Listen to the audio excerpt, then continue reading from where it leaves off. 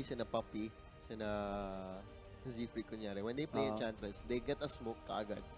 Tapos pagka level 2 na level 2 niya, he gets a creep, smokes up with the creep, and ganks a lane. Alright. Kasi he gets level 2 very, very quickly. Also, Doom kind of deals well with the Enchantress. When you Doom her, secures the damage against her since you don't have to right click. Because when she brings her creeps into a fight, you can just eat the creeps. That's true. Because kung magandang creep pa yun, you get the bonus. Yeah, you get the bonus. You can get the stun. So yan ang Dragon Knight ni FL ni Super. Yung kayo na natin sinasabi. Adds a little bit of frontline din para sa LFY kasi medyo, feel ko medyo on the more squishy side na sila ngayon. Vega Squadron, banning last. Ito kaya pwedeng kunin nila dito. Possibly another support. I don't know. 5 seconds. I don't know. Could Depende. still be, for Vega, it could still be a mid or a carry. Depends if Tiny very flexible in that route. I think Tiny will actually do well against the Dragon Knight in lane. Yeah, for sure. Kasi Tiny is practically a ranged hero with his 3 grab. Vega Squadron can go for with their composition. I think pwede silang mag late game carry eh. True. Usually, if you have a Dragon Knight, you want to be able to take objectives as early as possible. Or if Vega wants to bring the fight, baka mag-Chaos Knight sila. Or pwede rin sila pwede rin nga yung LFY, pwede na nga sila mag-carry Venge na lang talaga at this point. Carry Venge works well with the Dragon Knight. Kaya, could be in the pipeline para sa kanila. Tignan natin if they do decide to go for that strategy. Bane could be also good here. Para lang mamitigit yung damage ni Tiny. Ooh, okay. Witch Doctor, okay. Witch Doctor, it is a carry. Vengeful Spirit. And offlane Enchantress. Or offlane Omni Knight. So LFY gusto nilang makipaglaban din dito kasi I was gonna think of the Bane para lang ma-mitigate yung damage ng Tiny or at least kung if ever man may lalabas yung Vega Squadron na more on right-click heavy pero Doctor pretty good naman sa rotations. Nakita natin kung nakalakas ang kanyang Maledict sa simula pa lang pag nakapag-stack up ka. And Tiny I think benefits a lot from that. Yung Avalanche Toss combo niya. Vega. Yeah. Because Vega can actually still pick up the Timber, so if they really just want to... Actually, it's banned out na rin. Wala na pala. Ayun pala. There we go. They prepared against it because Timbers are one of the best laners against that Dragon Knight. Since you can steal the strength, yeah. It's pure damage all the way. Don't care about armor. I think you can...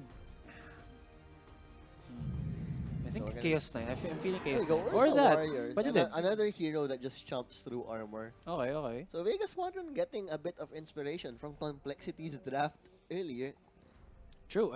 Actually, diba? Yun yung hinahanap natin na, actually, not just yung Tiny Saka Ursa, but also yung Doom. Doom is also tanky, a very tanky, hard to kill. I mean, they don't have as much sustain as the last game. Wala naman silang ayaw. Pero their potential with the Rubik can steal that Purification as well as the Guardian Angel. Actually, a lot of good spells the Rubik can steal in this game. So for Vega Squadron, they're gonna be building up tanky. Para naman sa LFY, it's kind of Enchantress and Dragon Knight I think can survive. Also the Omni Knight then. But in a way, parang pseudo tanky sila. They have the GA for...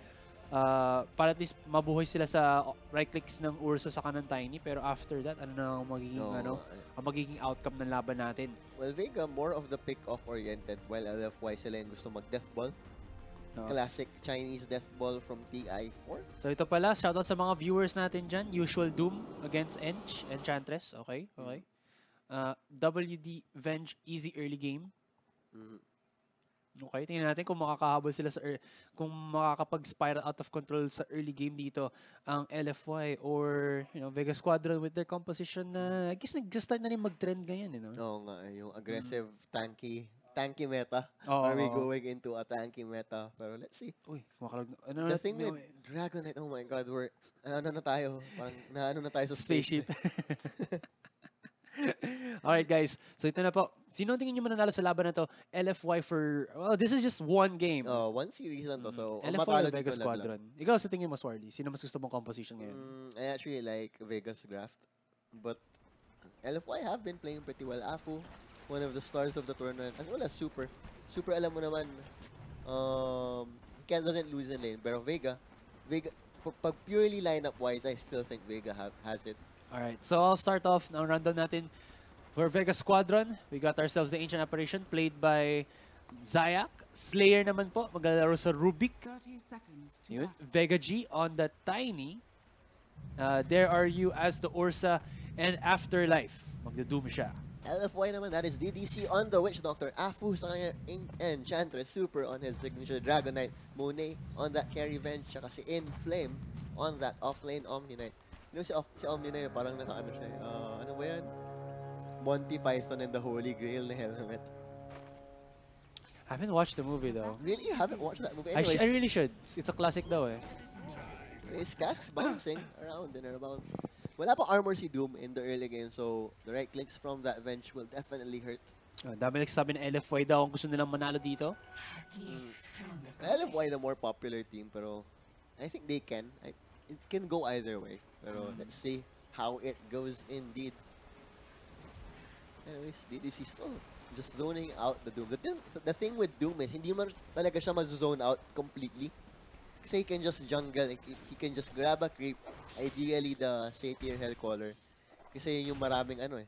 Yung, it basically gives you a passive tango. Yeah, yung heal. Oo. Kailangan niya makahanap daw. Although, ang dami naman yung pwedeng tingnan Puntahan na camps. May mga 4 na creep camps na nearby. Not all of them spawn the Hellcaller. Yeah, but at least may possibility pa rin. May possibility pa rin. Hindi na pinipili ko dati before eh. Nung, aside sa, kaya pag nagko-core na Chaos Knight ako, Doom din ng offlane ko naman. I like this. The Enchantress is just zoning out the Ursa. Major favor siya. Kung 1-on-1, Ursa will get that kill. Pero hold that thought. This is just the battles of the right clickers dito. Pero since sobrang aga pa ng laban natin, really can't do too much. Pero I think it was just Vega Squadron trying to disrupt yung pull ng LFY dito. Mid lane wise naman, 5-8 ang CS. And okay naman si Super dito. He does have yung faster animation plus faster right click. Pero syempre, dahil sa taas ng initial auto attack, Nagpadala ng tornado. To be able to chip away at that Tiny. See what I did there? Chip away. Yeah. Sorry. Okay lang. We got puns. We got puns for you guys. Kahit paunti-unti lang. Ano lang tayo? The subtle puns. So, don't hate us. Chill lang tayo. Chill lang tayo. Anyways, Tiny. Dragon Knight never loses his lane naman. Yun naman talaga yung one of his redeeming factors.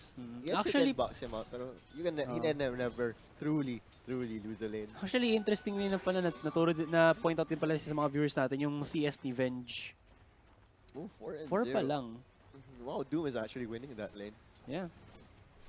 Doom to sustain, man. Scorched Earth plus if ever he got the Satyr. Satyr. Yan naman yung Wild Wind ni Afu, pero namatay na.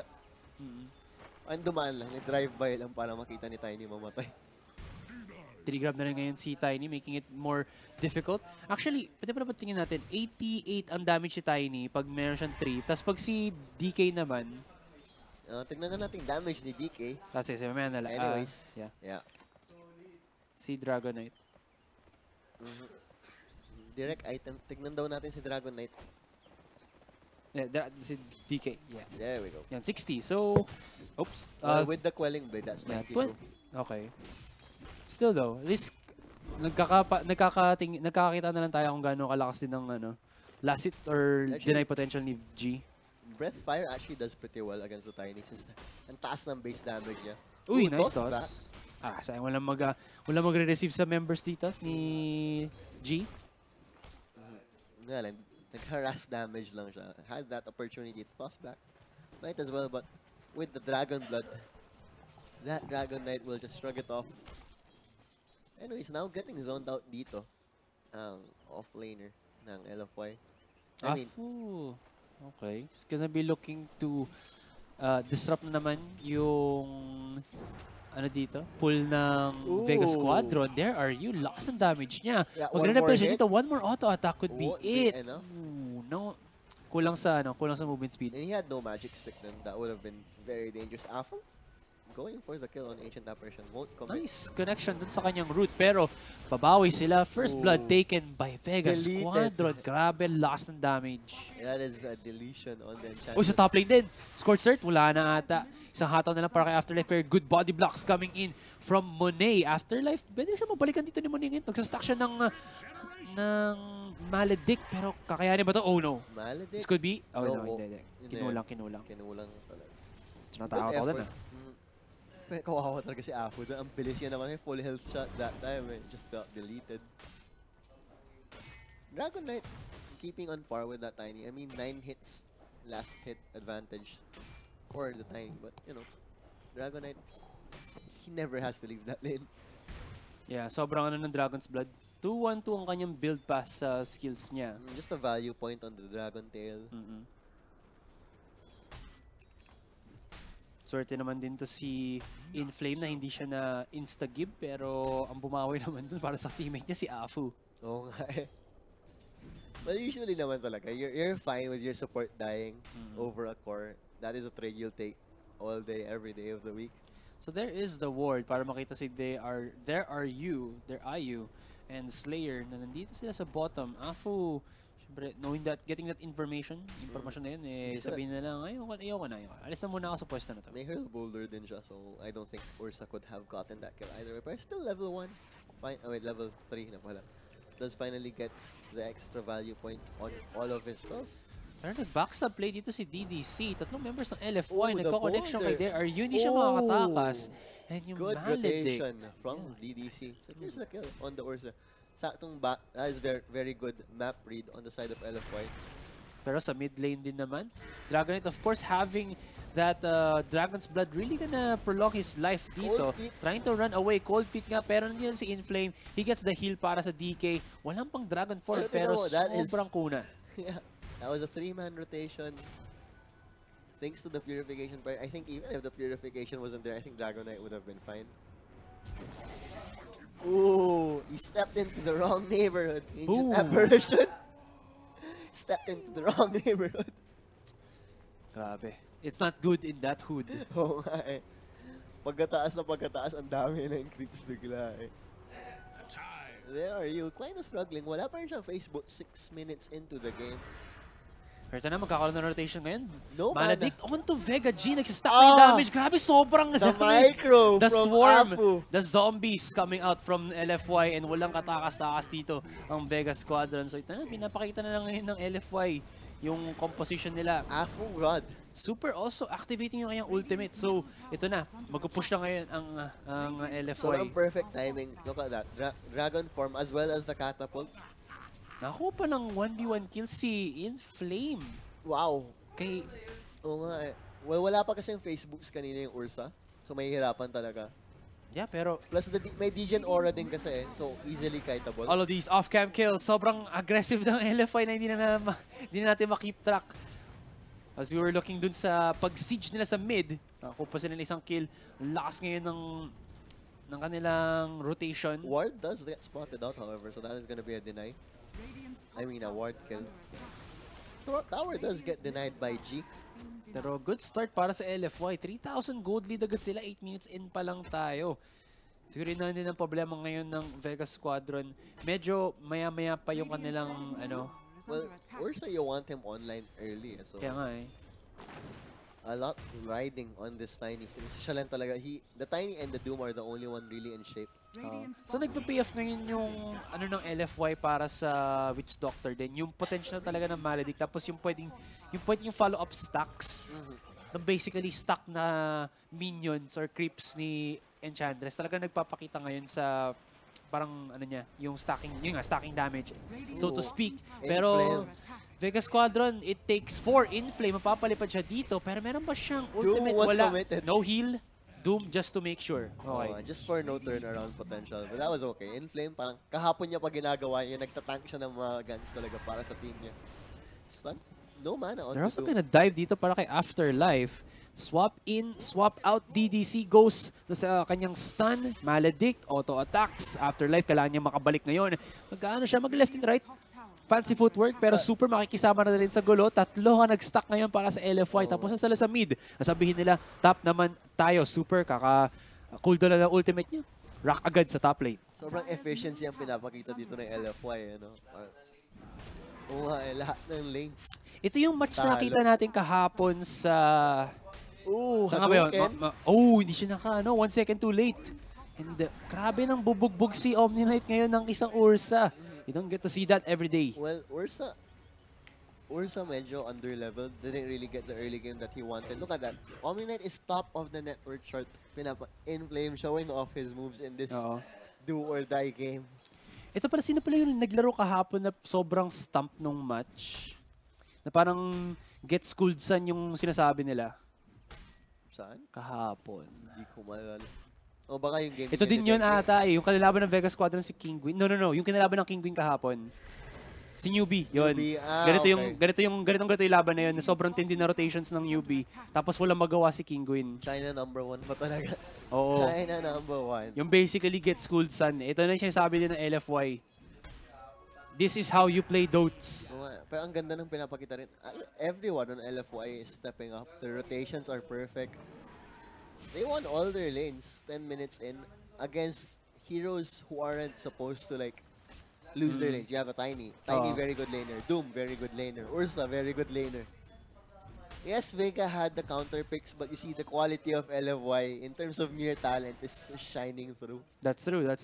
Yung pagkabasa din nila kung paano ngayon mag-rotate ang Vegas Squadron. Vegas Squadron, ang nangyayari na lang sa kanila ngayon, parang basically, nadidictate ng LFY kung paano sila magdadalo. Kasi, sinabi mo na, diba? Dahil sa mga early game rotations na to, Vegas Squadron, ang kailangan nilang gumagawa ngayon, since hindi sila nakapag-farm ng medyo maayos sa early game and coming into the mid game na tayo, kailangan nila ngayon bumawi sa lane or sa jungle. Pero LFY, sobrang tindi ng hawak nila sa parehas ng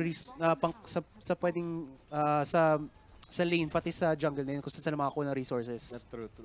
Yung map control talaga yan. So, ang magagawa ng Vegas Squadron ngayon, since alam na nila nangyayari yan, maghanap sila ng picks. Nag-smoke play sila sa top lane. Pero, LFY, they know the better. They're just pushing out. Tsaka nag-hug lang ng tower dito si Winayan. Ang malaking problema ngayon, pag nag-stuck sila dito or nagpatagal pa sila sa top lane, that's more space created para sa LFY para makapag-farm ang iba. Kung mahuli man ng Vengeful Spirit, nandyan pa rin si Omni Knight pati si Dragon Knight, yung mga Knights natin. The Knights Watch. The Knights of LFY. Bakit may bilog daw yung Omni Knight? Ay, yung Chinese, No, I think that's like the super rare item ng Immortal. Only Chinese can get that daw. Parang ganun yung sinabi sa akin ni Wolf. Blast. Ooh, good damage. Doom daw para sa DK. Hindi siya makapag-ultimate dito. Per granted naman, on cooldown din ang ultimate Dragon Knight. Repel activated heals from the Omni. Or rather, Dragon Knight pa rin walang na Doom doon. And si G, matamaan ba ng stun? Hindi. But still, good counter-engage for LFY. Death ward. Sobrang na-delay nila yung death nung Omni na, nung Vengeful, and they got to rotate. Na-doom nila si Dragon Knight, but the purification was there. Yung turnaround potential ng LFY, similar nga. Tanky pa rin naman talaga. Not as tanky on paper as the Ursa, as the Tiny, as the Doom. Yeah, still very tanky course din naman on the side plus of the sustain din. Oh, the sustain. You have two healers. You have the Voodoo Restoration, you have the Purification. Talagang, if you don't kill someone quickly, LFY is just gonna... Oh my god, ballsy 13 minutes start sa Roshan. Natamaan, naka-spot? And then, hindi na-spot ang tanong. Yeah, we're gonna see if they can stop Roshan ngayon, pero dami. So many creeps, so many members ng LFY na nandito. Ursa not in a position to actually help out. He isn't over in the bottom lane, just farming up. Desperately wants his dagger.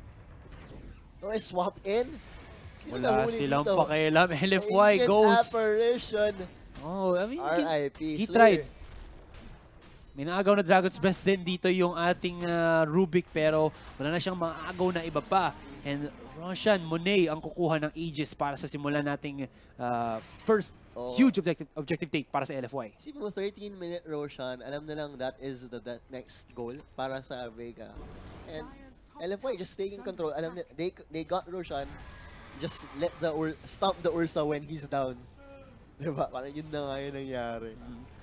So kaya pinaka-perfect na target pala dito ng Doom para sa kanyang, well, Doom.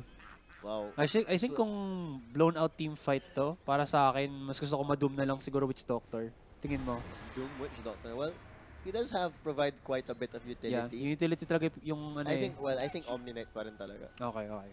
Since Kasi- yung ano na, no? Kasi yung Guardian Angel, yung Purification, the Repel, Okay. they provide so much in the team fights.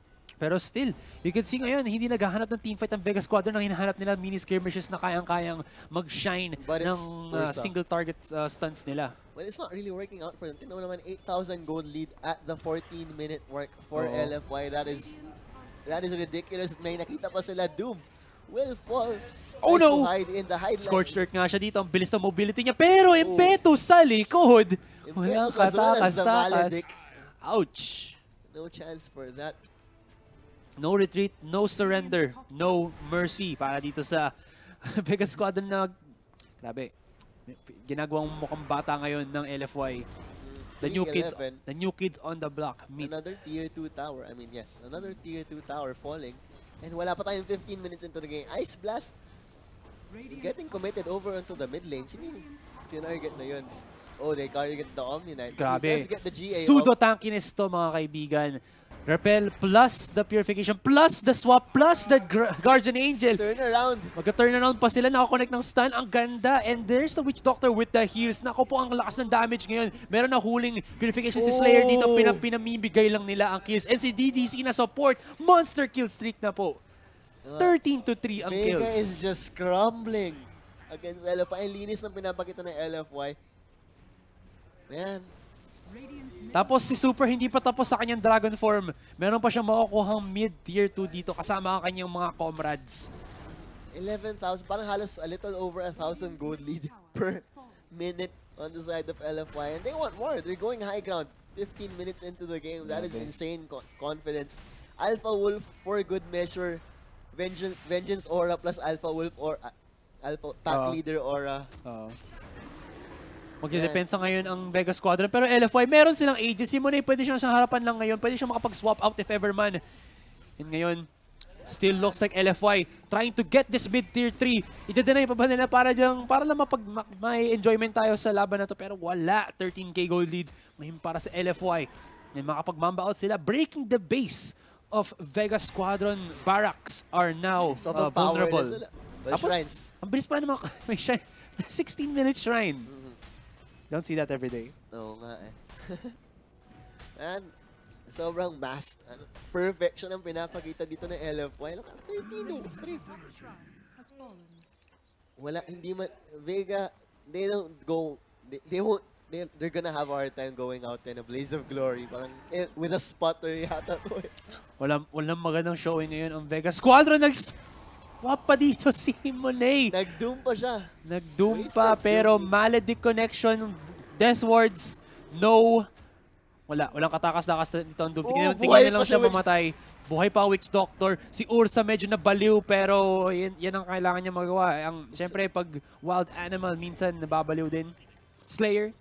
Meron siyang repel, stun connection, Dragon's Tail, Dragon's Breath, Dragon everything, all day, every day. Dragon attack. And 4 ang napatay doon ng LFY. Vega Squadron medyo nag-trickle in. May buybacks ang Vega Squadron dito pero even if they buy back, they can't do anything. yeah, they really can't do anything. Napakalaki na ng nagawang lead ng LFY dito. Mamaya mag-item check tayo para makita lang kung gaano kadami ng items ng LFY. Pagkatapos nilang mabasa itong box ito, pagkatapos nilang mag-back off, fortification popped para sa Vega Squadron. Pero it's just too damn large na yung lead ng Vega Squadron. Or ng LFY There we rather. go. Ooh, swap in, Tiny. Counter swap from the Rubik. Counter swap pero swap is just not enough. Afterlife, magsusugod siya. Doom going in. Pero No Doom available. no Doom available. Dragon's Tail once again kay Ancient Apparition. And alam mo nangyayari. Pag natamaan ng apoy ang yellow, natutunaw ito. Boom. Basic science. Basic science. From Asurai. Pero yun nga, Boss Direct, pwede po pa-item check. Item check naman Beautiful. Para sa LFY, Shadow Blade, drums para kay Super Afu. Afu, ano to? Naka 4 staff shop, pati medallion. DDC, Shadow Urn, and the cloak. Para naman kay Monet, meron siyang Dragon Lance plus the Mask of Madness and kay Inflame. to add insult to injury, halfway done na siya sa kanyang Shivers Guard and meron rin siyang Vanguard. Oh. Lots of guards. And Sanjay and Hash not even completed on the Tiny, so... Bakit may bilog sa ilalim ni Omni? Hindi ba natin sinasabi? Oo nga, Isa yan sa mga, items. Oo. Na Chinese lang daw. Kung pwede makakuha. Daw. Sabi ni Wolf. Hindi siya nagpa-appear dyan. Ganun siya ka ganun siya ka... Pang Chinese client ganun siya lang daw career. Mas alam ko sobrang mahal yan eh. I can imagine. Oo. Anyways. Natalo po ang Mineski sa mga ngayon lang po na nag-tune in. Oo, nagising. Kaya kung nag-ano kayo sa Mineski, nagsusupport kayo sa Mineski, wala na po hindi sila. ganun kaganda ang gising nyo ngayon. Pasensya na po. Thoughts and prayers na lang po para sa Mineski.